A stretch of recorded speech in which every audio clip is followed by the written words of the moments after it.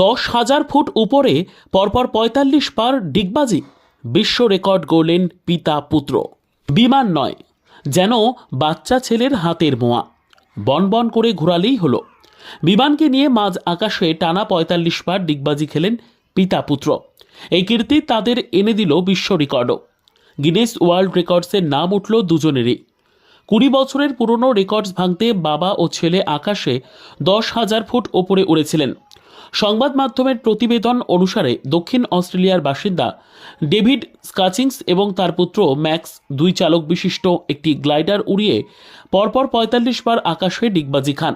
এই জুটি 26শে জানুয়ারি অস্ট্রেলিয়া দিবসে রেকর্ডটি করেছিলেন।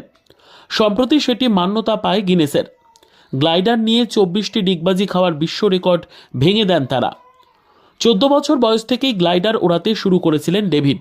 বিমান চালানোর লাইসেন্স অর্জনের পর তিনি দক্ষিণ অস্ট্রেলিয়া পুলিশে যোগদান করেন। সেখানে তিনি 30 বছরেরও বেশি সময় ধরে একজন অফিসার হিসেবে দায়িত্ব পালন করেছেন। 12 বছর ধরে বাহিনীর হেলিকপ্টার উড়িয়েছেন। 50 বছরে এসে তিনি সিদ্ধান্ত নেন এই বিশ্ব রেকর্ডটি ভাঙার চেষ্টা করবেন। যেমন ভাবা তেমন কাজ। ছেলেকে নিয়ে গ্লাইডারে চড়ে বসেন তিনি। সেই ঘটনারই একটি ভিডিও প্রকাশ করা হয়েছে অস্ট্রেলিয়া পুলিশের ফেসবুক পেজে। যদিও এই ভিডিওর সত্যতা যাচাই করেনি ক্রাইম প্রেস।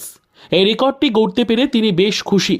ডেভিড মনে করেন তার এই প্রচেষ্টা তরুণদের বিমান চালানোয় অনুপ্রাণিত করবে। তার জীবনের সেরা মুহূর্তগুলির মধ্যে এটি ছিল অন্যতম বলে জানিয়েছেন ডেভিড।